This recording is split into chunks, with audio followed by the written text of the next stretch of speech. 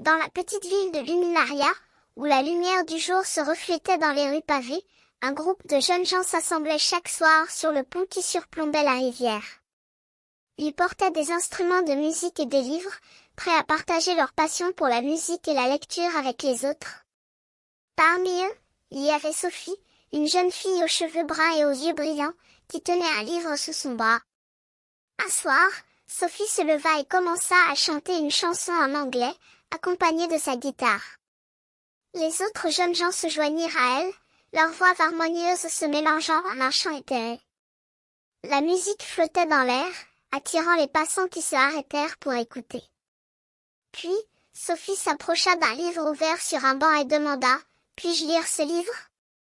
Mais un des jeunes gens, un garçon aux cheveux blonds, secoua la tête « Non, tu ne peux pas. » Sophie sourit et fit semblant de l'ignorer, continuant à chanter. Quand la chanson se termina, Sophie se tourna vers les autres et demanda à nouveau « Puis-je ouvrir la fenêtre ?»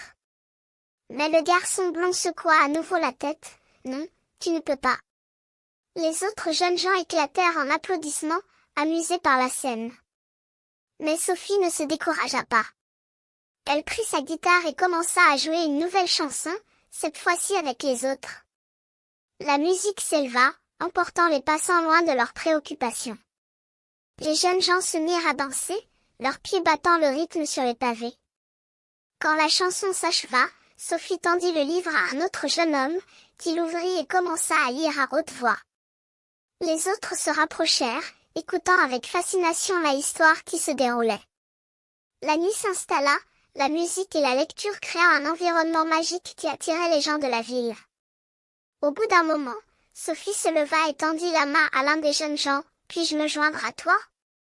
Mais le garçon blond secoua à nouveau la tête. « Non, non, tu ne peux pas. » Les autres jeunes gens éclatèrent à nouveau en applaudissements, amusés par la scène. Mais Sophie ne se découragea pas. Elle se joignit à la lecture, sa voix s'ajoutant à celle des autres pour créer un chant d'enfance. Les passants se joignirent également, formant un cercle de personnes qui se racontaient des histoires et chantaient en chœur.